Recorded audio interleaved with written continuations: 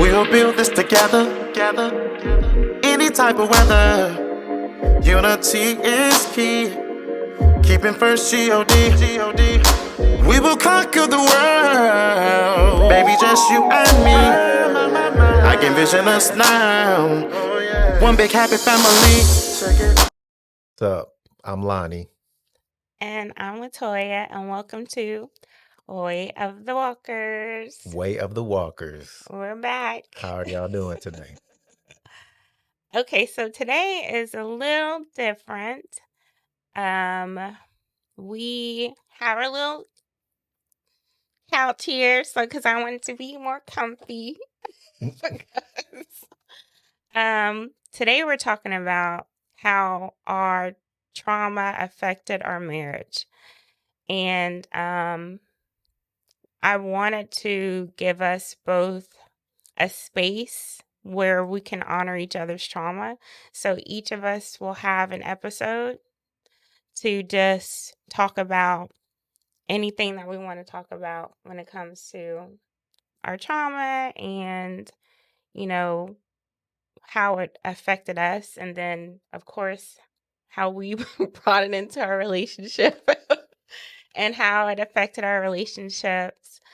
And so today is my turn to talk about it.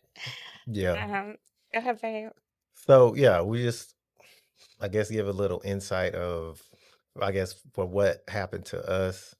Today is going to be what happened to you and how that affects how we internalize things and how it causes us to react when we're in certain situations. Right. And maybe we're not seeing it clear because of the trauma that it triggers in us. Right. So I guess I'll start. So the big one, one of the big ones anyway. Yeah. So I didn't know my father. I didn't know my biological father. And I lived with my grandmother in Mississippi. I'm a Mississippian. What's up to the other Mississippians out there? I forgot I called the SIP, right? Right. You're not going to do the M-I. Cricket litter. No, not going to do it. And I lived with my grandmother. I loved living with my grandmother in Mississippi. And when I was 5, my mother had already moved to Houston. And I'm not sure when that happened because there's a lot of my childhood that I don't remember because of the trauma that I went through. But I do know that when I turned 5, she had me come here to Houston because I was going to start school. And who would become my stepdad, he came to pick me up. And I did not know who this man was. I'm sure I had met him before, but I didn't know who he was. And so I had to get in a car to drive all the way from Mississippi to Houston with the stranger to me. And go ahead. So wait, I want to be clear. Yes. Someone came to pick you up. Mm-hmm. You did not know. Right. Your mother was not with him. No. And you're getting in the car with a man. Yes. At the age of 5. 5. That you don't know, and he's taking you to some city called Houston that you probably didn't know. Right. I don't think I knew where I was going. And it was extremely traumatic to me because, besides me not knowing who this person was, and besides I was going to a foreign land to me as a 5-year-old, I just loved my grandmother. She was like my mom. And I still, to this day, feel that pain of being ripped away from her and coming to an environment where it was very dysfunctional. So they brought me to the house or to the apartment, and interesting enough, probably about I would say maybe in November, my mom was at our house and she kind of had a revelation of, oh my gosh, Latoya, I abandoned you. And I was like, yeah, yeah, you did. And it was interesting to me that she had that revelation because I had always felt abandoned in that way because she left me with my grandmother. And she left me so long with her that when I finally did come to Houston when I was 5 and I came to the apartment and opened the door and she looked at me and she didn't even recognize me. She didn't even know that I was her child. And she told me that when she said, "Oh, I abandoned you." And that was the first time that I had heard that she didn't even recognize me because it'd been so long. I remember the story going that I didn't recognize her, which makes sense because I was 5 and I hadn't seen her in years. But for her not to recognize me, that just made me feel even, I'm like, oh, that kind of put like a knife in my heart when she said that. And I knew that she abandoned me and I knew why, which I guess logically helped because I knew she was coming to Houston and trying to find a job or try to do better than she did in Mississippi and more opportunity for us. And she did send for me so I can start school at 5. But as a child, you don't really understand that. All you know is that your mom is not there. And you don't know why your mama left you. And you miss your mama. So that set in place a foundation of just the orphan spirit, which is the feeling of just fear, anxiety, separation, and worry that happens when you're abandoned in that way. And I mentioned that I didn't know my biological father.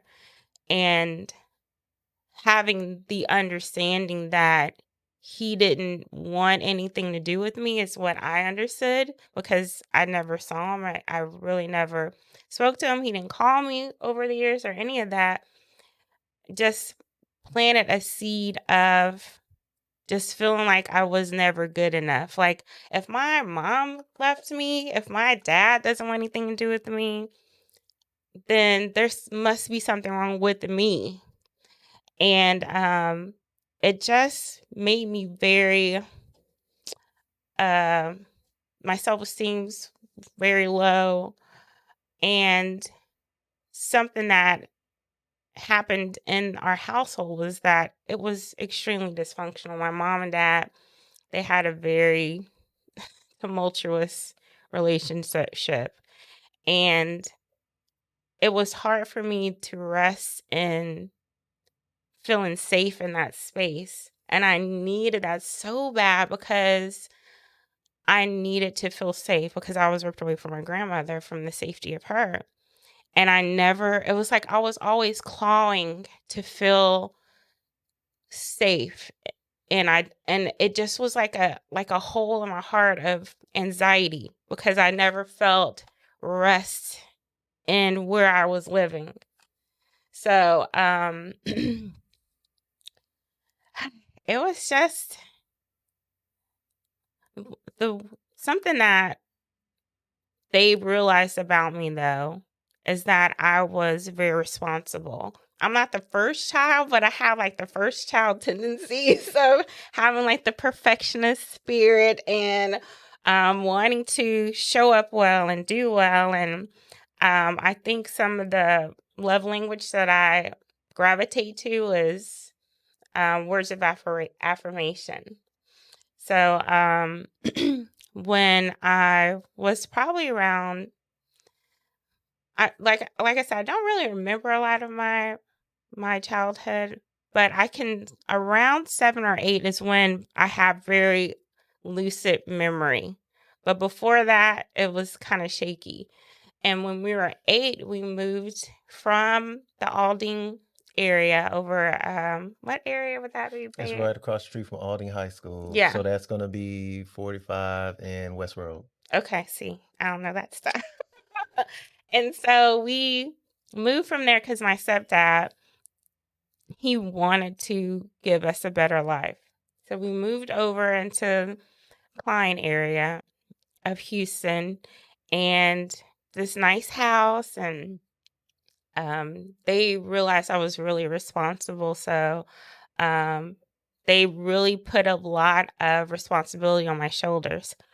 And I remember at 8, my youngest brother was an infant, and my dad, he worked at The post the office. post office, and he would work the graveyard shift because my mom worked during the day. So it was kind of like she would come home at about 8 or so. He would already be gone, and he wouldn't get off until probably around 8, maybe earlier than that, because I feel like he would be asleep by the time we got up to go to school the next day.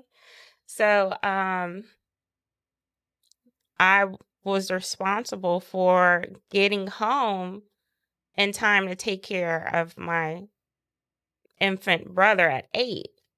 So I remember being in 3rd grade and running home out of breath because I knew I had to get there in time so he can leave in time so he wouldn't be late for work. So it was literally, I would hit the door and he would pass me my brother, and it was my responsibility. Now, I had an older brother and we had other siblings, but ultimately the responsibility of taking care of him and being like basically the one who kind of watched over everyone was on my shoulders at 8. And you're going to say something? I was gonna say congratulations on the new baby at 8 years old. All right. But I didn't know how much it affected me to be brought into an adult situation like that at such a young age. I knew that I was responsible, and I love that they saw that worth in me, but it really was detrimental to me because being always praised for the work that I did or what I did for other people birthed just like a wanting to perform all the time, wanting to be something for someone else instead of being what I need to be for myself. And I didn't want to let anybody down. And I just wanted to be the good girl and do the right thing and just perform. And I really didn't feel cared for because I was caring for everyone else. And it was kind of like if they knew that I was supposed to clean the dishes or clean up the house, even though I had all these other siblings I could have helped, they knew it was going to be done well. So it was kind of like they didn't even want to ask them to do it because it was too much trouble sometimes to get them to cooperate and do whatever. It was like, Latoya, I need you to come downstairs and do this. I need you to do that. I need you to do this and do this and do this. And it was constant because they were working all the time. They had all these kids. Their marriage was up and down, but it felt like I was a constant. So they leaned on me for stability all growing up. And it was such a burden. And I didn't realize how burdensome it was and how stressful it was. And I didn't have a voice to speak up. And I allowed it. And I don't even know if I don't even think I could have said anything. Like I didn't even have the power within me to speak up for myself. And what would I have said? Because I was already in the mindset that, oh, they love me because I'm able to do this, this, and this. Because I already had the abandonment issue.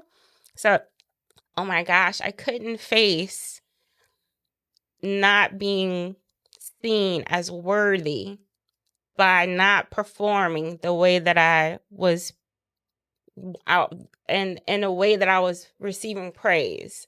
So it hurt me a lot because, and at the time I didn't realize it was hurting me so much, but I just didn't feel seen. I didn't feel cared about. I just felt like I was the one who was supposed to care for everyone else.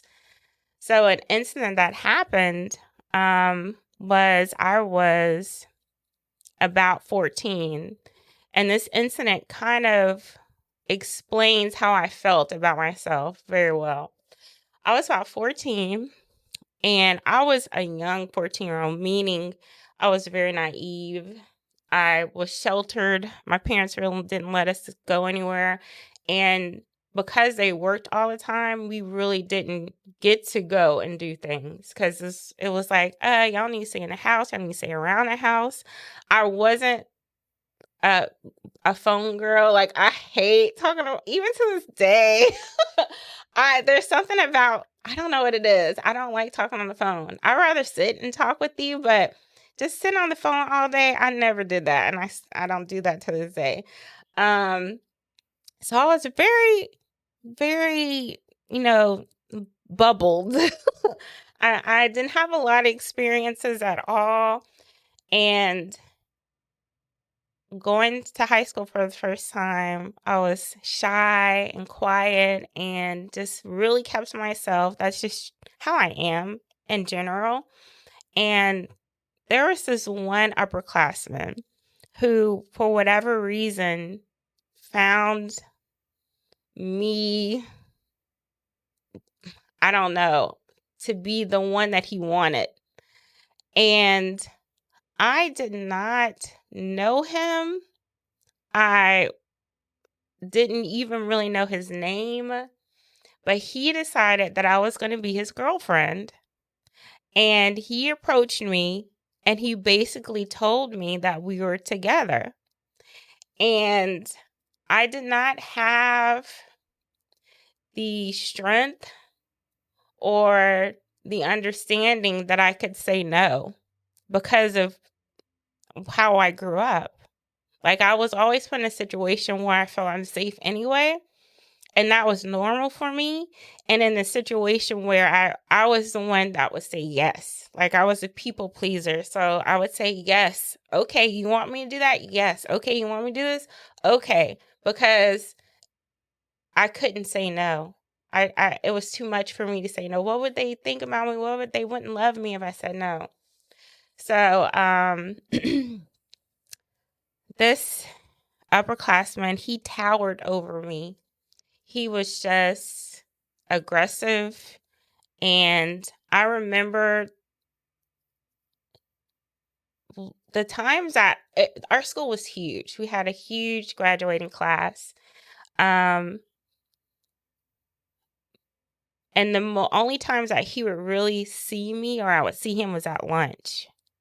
And when he would see me, he would beeline towards me, grab my arm aggressively, and basically make me go wherever he was going and parade me in front of people like, we're together. This is my girl. And I'm like, why would you want a 14? You're like probably about 17, 18 years old.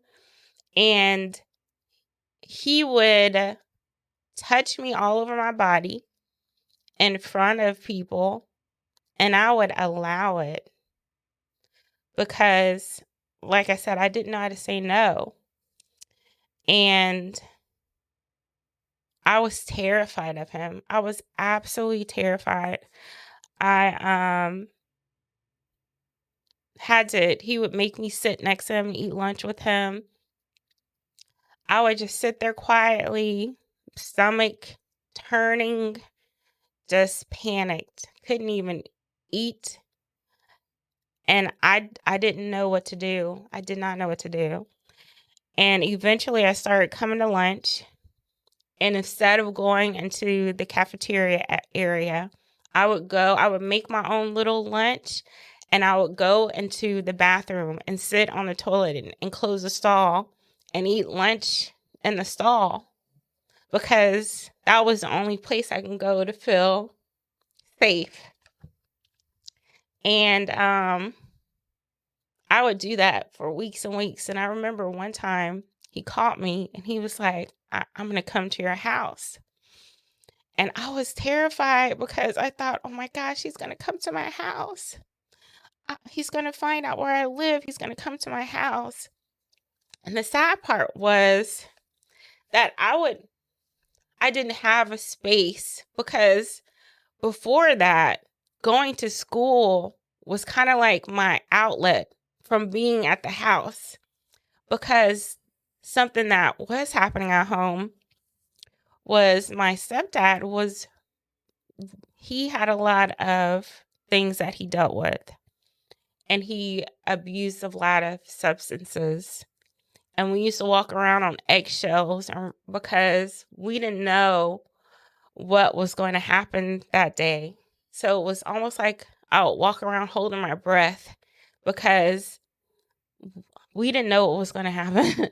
So we lived in panic and fear constantly. So when I went to school, it was kind of like, okay, I can breathe. I was on the basketball team, so I played basketball.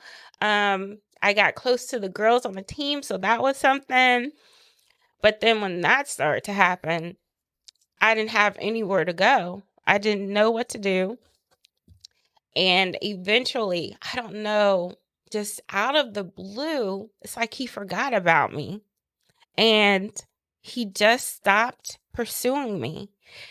And at first I was kind of like, is this real? Is he not going to come over here and yank me over to him? Is he not going to whisper in my ear disgusting things? Is he not going to touch me in very inappropriate ways?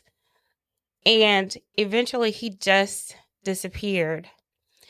And I didn't see him anymore. It was just weird. Maybe he got assigned to a different lunch. I don't know, but it was God's grace for me, for sure. So, we'll fast forward a couple of years. Our daughter, we spoke about our children having autism, and our daughter was probably around 4. Yeah, something like that. And we had taken her to therapists and all these testings and whatever.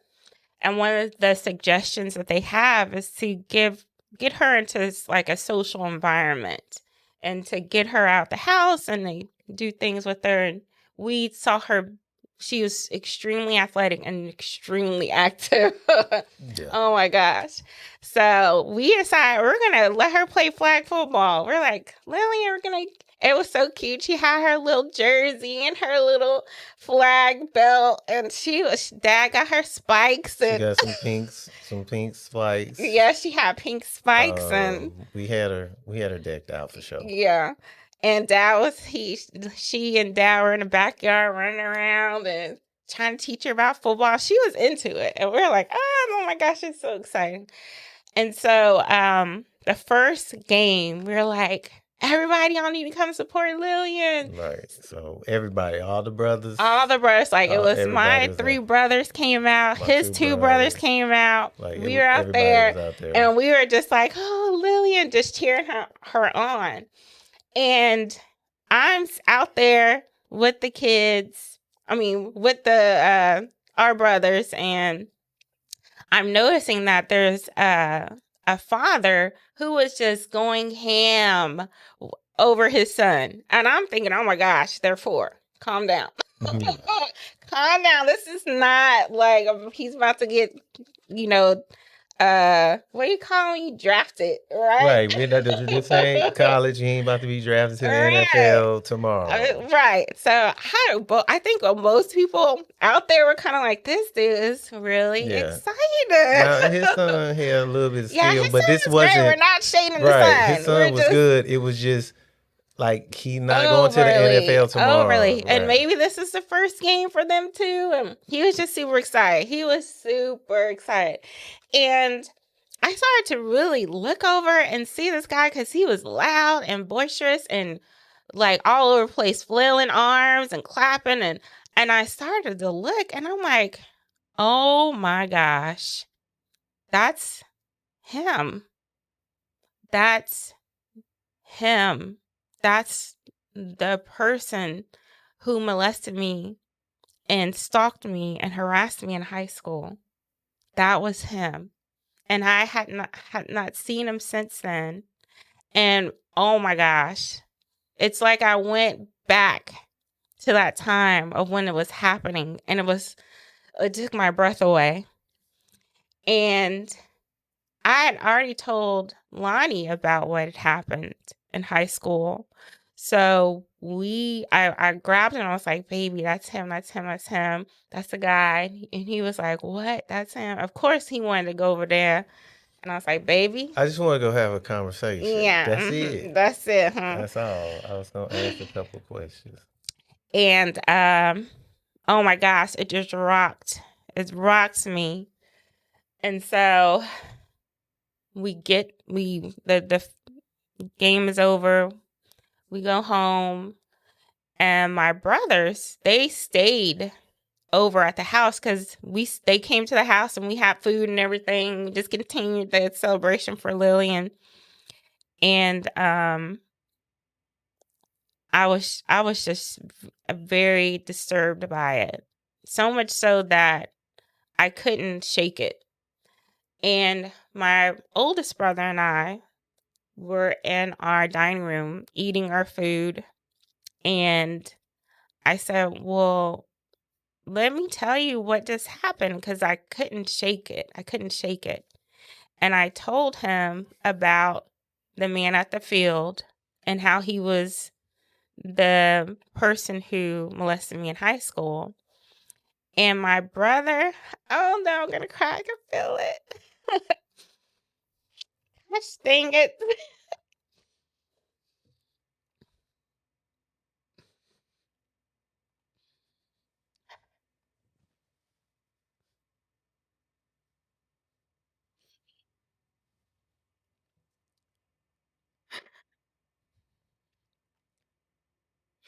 My brother, I said, he did that to me. And he put his head down and he started to cry.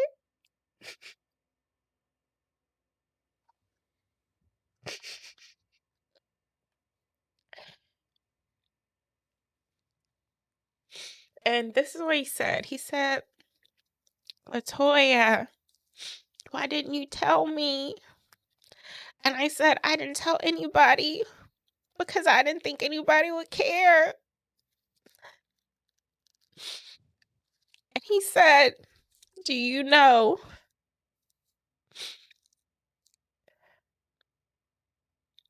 that before you started school, because he was a year older than me, before you came to that school, I went up to all the guys, because he played football, all the guys I played football with. And he said, when you came, he pointed me out.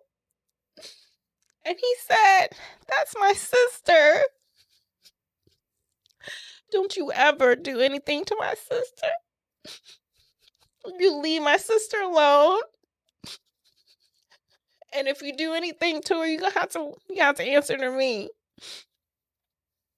And he was like, and tell everybody that you know. He said, my purpose was to be there to protect you.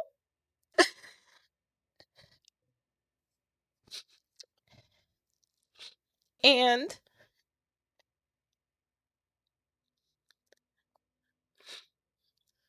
I just burst into tears because here I am thinking that nobody cared about me and that I didn't have a safe space and I didn't have anywhere and anyone to talk to.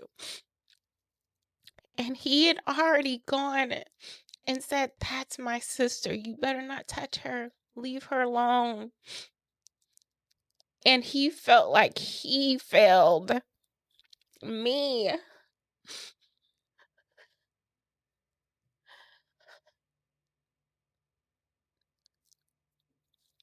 it was a beautiful thing to hear that I was loved and cared for, and he had my back because I didn't feel like anybody really did. But all my life, I had felt that I was loved, but not quite. Like, we love you, but, and it was, we love you, but not that much. Or we love you if you are what we want you to be. And so the molestation was so great. And so it rocked me so much. And it wasn't the only time that it happened at the school. I don't know. It was kind of like these people were drawn to me because they saw my brokenness and they saw that they could take advantage of me. And it's something that happened to me when I was young, before I came here to Houston. So that spirit of molestation has been trying to tear me down pretty much my whole life. And I remember when I was in college and I had one of the most hooptiest hoopties. And you can attest to it. Tell the people how it was. It was like one of the most tragic cars. I'm trying to figure out how to describe this because to call it a hoopty is a compliment. To call it raggedy is a compliment. Oh my gosh. So we're Houston, so summers is 100 plus. Oh my gosh. The one of them was black. So that means when the sun was out. And that one didn't have air. It didn't have. No, I know it did not. No, it did not. My stepdad, he loved to acquire. He loved raggedy cars. Acquire old cars, and he was always gonna fix them. Old cars with no AC. And they would sit in the driveway or in front of the house. Oh my gosh. I like to tell people we lived in a Klein area. We had a nice house, but our house was the ghetto in suburbia. Like, you would go into this neighborhood driving, like, oh, that's nice. Oh, this neighborhood just felt, and then you get to our house, and they're like, who lives there? Sanford and Son. You got cars. A garage door that was half up and down because it fell off the... Right, it was off the track. Yeah. So you can see the other two cars that's in the garage, the two cars in the parking lot. Oh my gosh. Yeah. And we only were able to pull the car in the garage for a short amount of time. All the other time was so much stuff in there. It was like, but that was our house. It was our house. And so I was driving one of those wonderful hoopty mobiles to and from school. And one day I was coming out of my the college parking lot. I was about to get onto the main drive road. You were on 249. Yeah, before it was like, before it was the Beltway. Yeah. And so I turned into traffic and the car is not really advancing. It's like you're trying to accelerate and I'm pushing down on the gas and it's really not moving. So I'm like, oh my gosh, what is wrong with this car this time? I'm like, come on, car. So I'm pushing the gas. Nothing's happening. And then I finally just pushed it down, like, come on. And the gas pedal stuck. And the car started to accelerate. And it just got faster and faster and faster and faster. And I am freaking out because the car won't slow down. So I'm pushing on the brake, pushing on the brake, pushing on the brake. Nothing's happening. Then I put all my weight and stand on the brake, and it's not stopping the car. And I am freaking out. I'm like, oh my gosh, oh my gosh.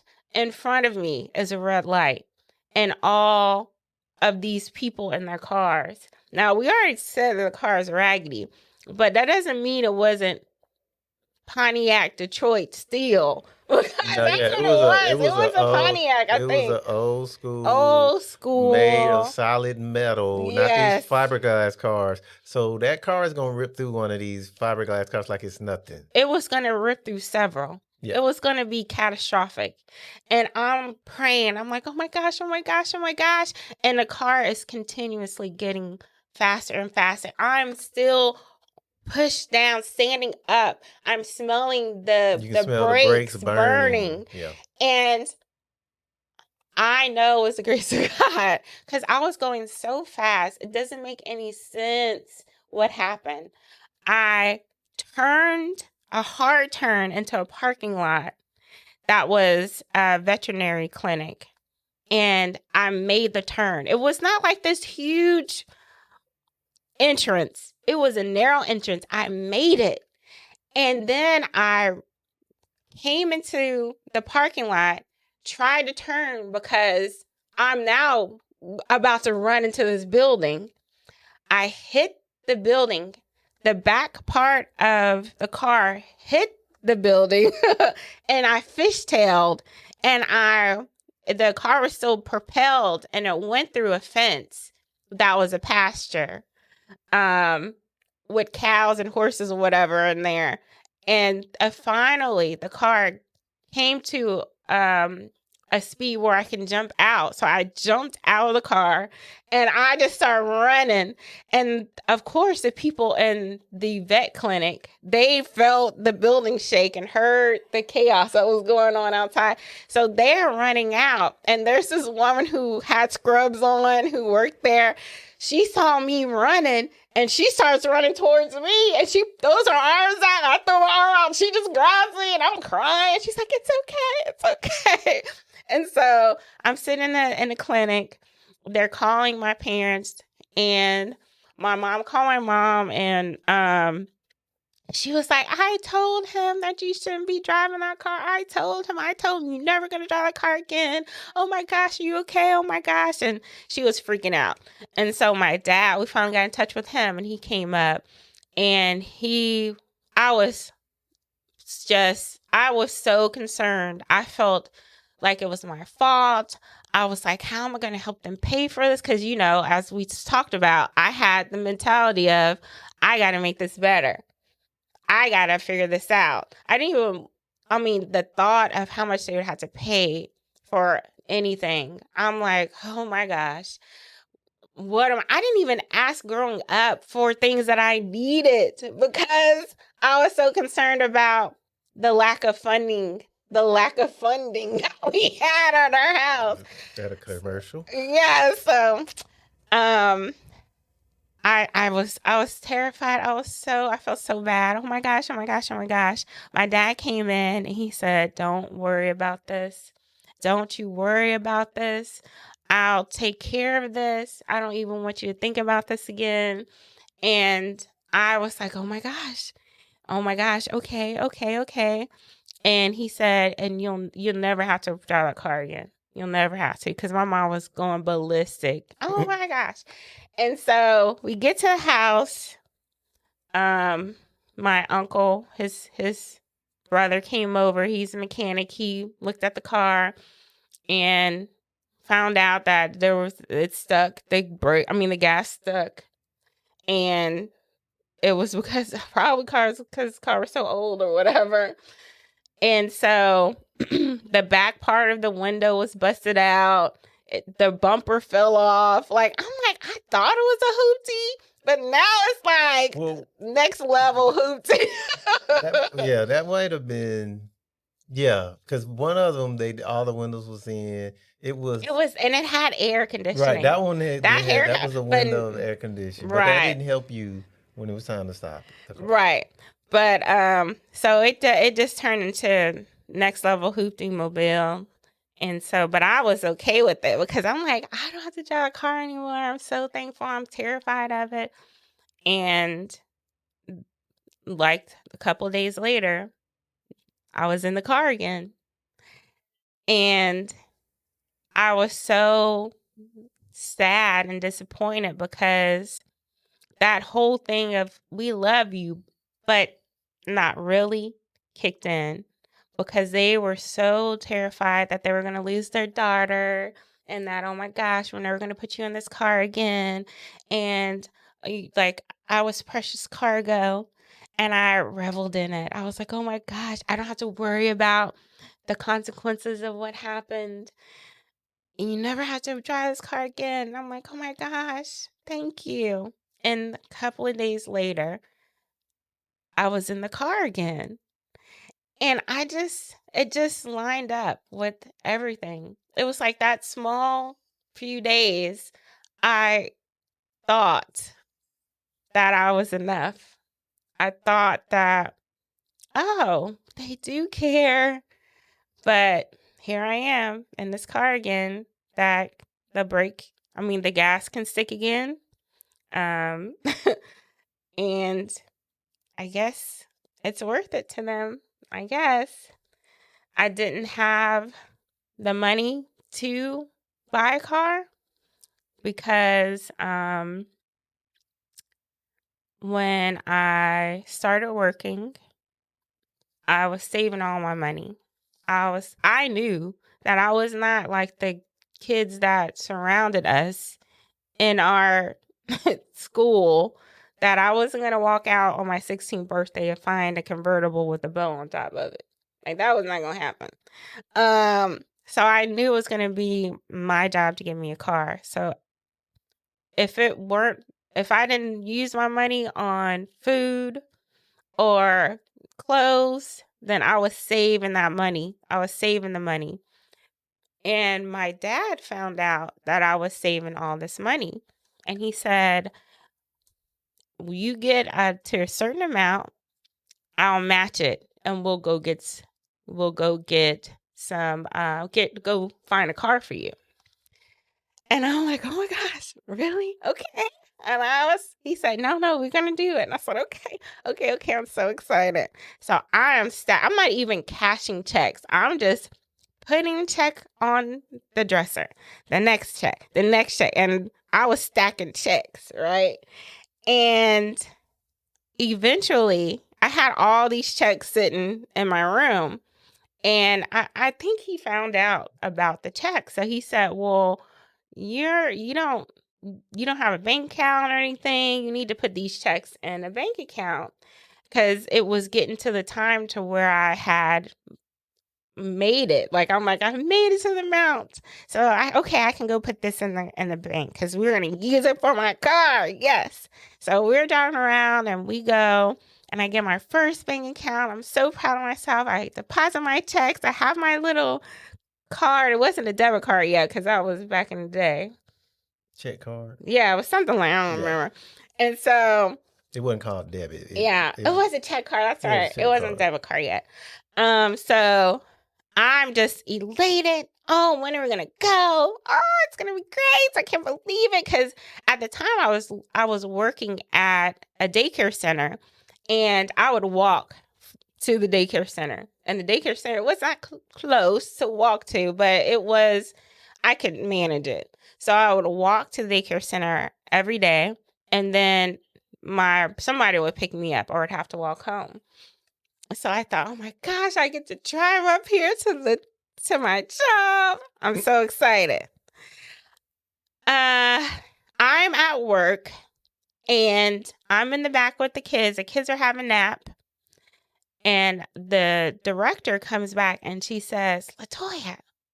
I'm like, okay. I walk over.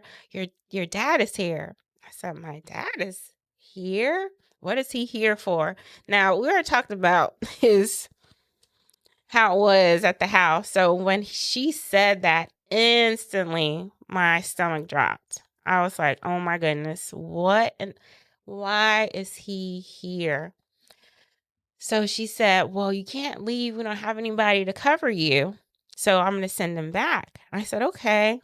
So he comes to the back and he said, hey, Toya, hey. And I was like, hi, Daddy.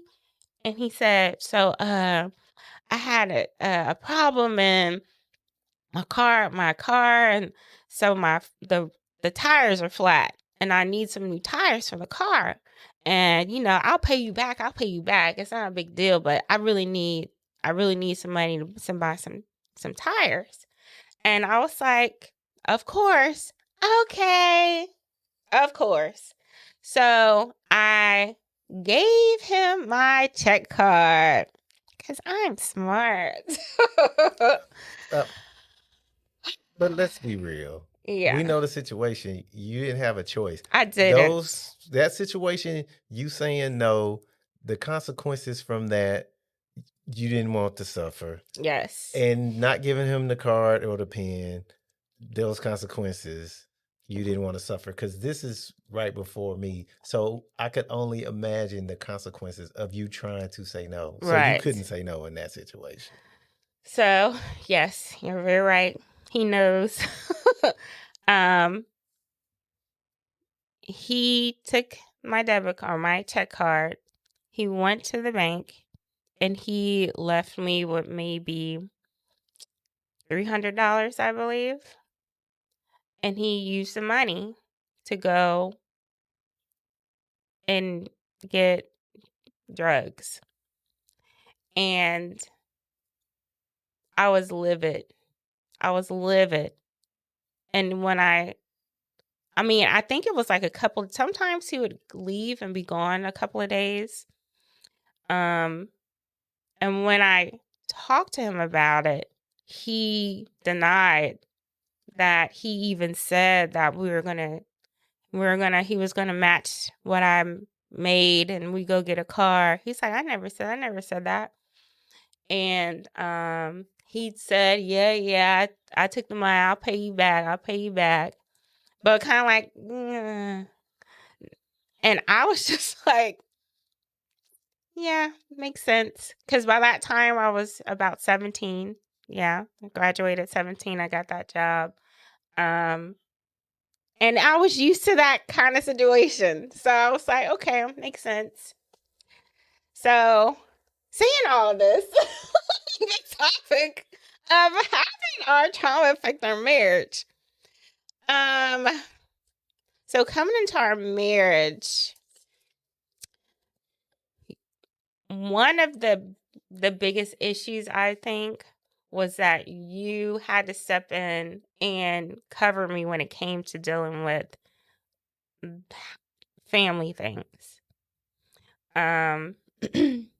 You really had to finally be my safe space and stick up for me when I couldn't, because when those things start to swirl around, the crazy dysfunctional things, it was hard for me to tolerate it. It was hard for me to think straight. It was hard for me to function with logic because my emotion would just take over.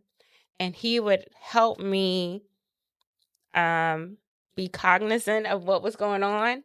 And when I couldn't go there, when I was on the verge of a panic attack, or I was just numb to everything, just trying to just block everything out, he would step in. He would be whatever I needed him to be in that space. It was interesting. So when you're on the outside looking in, sometimes you kind of don't know. So you get with someone and it's their family, and this is the people they grew up with. You don't know everything. You don't know all the background, all the different stories. But what I noticed was you would say yes to things that I would be like, man, don't nobody want to do that. Like you grown. This isn't like Toya do the dishes and you 16. This is you married to me. So at this point, anything you want to tell them no to, it's a no. And so once I realized, like, you were like, yeah, I'm just gonna go ahead and just do it, I realized that, yeah, that's not it. So then I was like, well, when it comes to stuff and them, they need to run it through me. That's right. And he had no qualms about it. The thing So- is this, he was like, let him hate me. I don't care. So It was so awesome because I was like panicking inside, like, what if they don't love me anymore or whatever? He's like, girl, let them hate me. nobody got time for that. Right. So at that point, I would just tell them like, hey, if y'all need something, call me. I'll talk to her and then I'll let you know. And so even when they call her and they were like, hey, Toya, can you? She'd be like, you need to talk to my husband.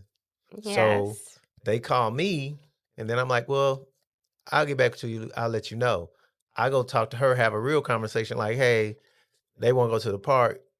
Do you want to go to the park? And you're like, well, I really don't want to go, but I'm going to feel bad. I was like, well, if you don't want to go, I'll just tell them I said you can't go. Right. He would And take I would it say that it just far. like that. Yeah. Like no, he was she- a controlling, crazy husband. I was like, she want to go, but I don't want her to go. And so, as some of y'all watch this, you're going to know now that I was just saying, yeah, I said she can't go because I was protecting her. Because the smoke they would give me, it wouldn't affect me. I wouldn't care. And they knew it too. And they because he didn't have that same baggage. Right. He did not have any of that. So he was like, man, I don't care. And it wouldn't be something like go to the park. It would be, he's just giving that example. I was it would just be giving that. I didn't want to give a real. It would be things that, like what? Sometimes you don't want. The one, if somebody want to borrow some money, yeah, and you know they need it, but you know that's not good soul to give money to. You know that if you give them this money or borrow, let them borrow the money, you're not gonna get it back. And then people get into it about money. So you just be like, yeah, it's not. I don't have the money because we're not lying, but we're like, no, I'm not gonna let you borrow the money. Yeah, and it's just different things. Y'all know like things that come up. Yeah, things like that. But I think that was the biggest thing. I definitely was more passive than I should have been in certain situations with us. But I also think that because of your trauma and the way that you behaved, my passivity kind of helped because there were several situations where I couldn't come to you with crunkness because we were just getting real crunk about stuff. It was just gonna be crunk. It was just gonna be a disaster. So learning to sit in being uncomfortable and not reacting in a way of an emotional way helped our marriage, even though it's kind of like going through that situation as a child until young adulthood built me to handle our marriage. And I know it did. And so it affected me though, the way that I lived my life, how I responded to things in life and all of that. And eventually something that we both did is go through inner healing. And that's something that I know I didn't know about before. And I don't think a lot of us Black people, don't. People in general. Probably most people in general. But, typically people of color don't do counseling and things of that nature. But people know of counseling, but they don't do it. But the inner healing is different. It's a different type of counseling, inner healing. And it talks a lot about inner vows and bitter roots and all kinds of traumatic things that happen. It's kind of like, what was a root that produced this fruit? So you're reacting this way. Let's go back and figure out where that started. And I know a lot of people, especially in the Christian world, and unfortunately, I think it is a lot of us who it's like, well, I got God and he's gonna help me with this counseling thing. A lot of times I think that is a cop-out because they don't want to go do the work and go through the pain to walk through that trauma and deal with the emotions of doing the work. And yes, of course, God and the Holy Spirit works wonders, but God gives people the power, the authority, and the knowledge to help others. He gives people the wise counsel to do these things. That's a spiritual gifting.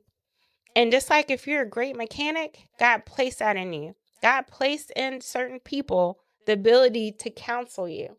So it's him helping you, but he's helping you through somebody else. So it's the story of, so you're praying that, man, I need $100 so I can get me some groceries. And then someone comes by you and they're giving you, I don't want to say food stamps, because food stamps that's dating us, but basically they're giving you some a Lone Star card with $100 on it, and you're like, well, I don't want that. I want $100 bill. You have the answer. You're getting the answer from not in someone the else, way that but you're not getting it the way that you want it. So Right. you're not receiving it because you need someone to walk you through it. It's almost like when you're in a situation and something's really, really bad, you need an outside perspective so you can really see what's going on, because you're in it, you can't see. Right. And that's where the counseling and the inner healing comes in. Yes, can the Lord deliver you? Yes. But also there's people that can pull things out of you that you don't know that's there, that's an issue that you can Absolutely. get resolved, that will cause a domino effect of Mhm. clarity and healing. And it can also help with generational issues. The things that you struggle with, you see now your children, they're struggling with it. And if you can stop the dysfunction with you and help counsel your children to receive counsel, or because you went through the inner healing, help them walk through it, then that's where the dysfunction stops. But a lot of people, they don't want to do that work because, listen, I know it's hard. It's very difficult to go in there and lay your soul bare to people.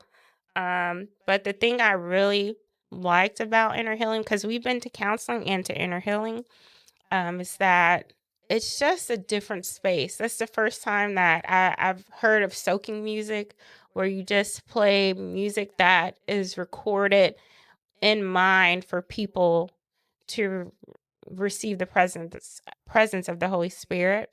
And you sit in that, and then you talk about different things. And when I went through it, there's worksheets that we had to do, and it's a lot of deep digging, and it takes a process, and you're going to go through a lot of emotions. But typically when you go through trauma, you're afraid of your emotions. But when you go through inner healing, they teach you not to be so afraid of your emotions and not to run from them, and to be able to sit in them and not let them consume you. So, that's my story. Well, it's not all of it. It's a lot more that I could have unpacked. That's probably like This is 1%. like, yeah, it's a lot more. But we wanted to come on here. I wanted to come on here and talk about it because a lot of people don't talk about their trauma, and they don't talk about how it affects their marriage. And some people don't even realize that their trauma is affecting their marriage. So we're hopeful that this has been helpful. We're going to have another episode where he dives into his unpack stuff and a whole bunch of, but not a whole bunch of things, but a few things that, through the years that I realized this is because of that, and that's because of this. Perspective, how you take information in, how you receive information. Save it. We're about to do your episodes I'm coming not up. going into Hold it, so you can give all that goodness on yourself. So that's it. Like, share, and subscribe, and don't forget to hit that notification button. See you guys.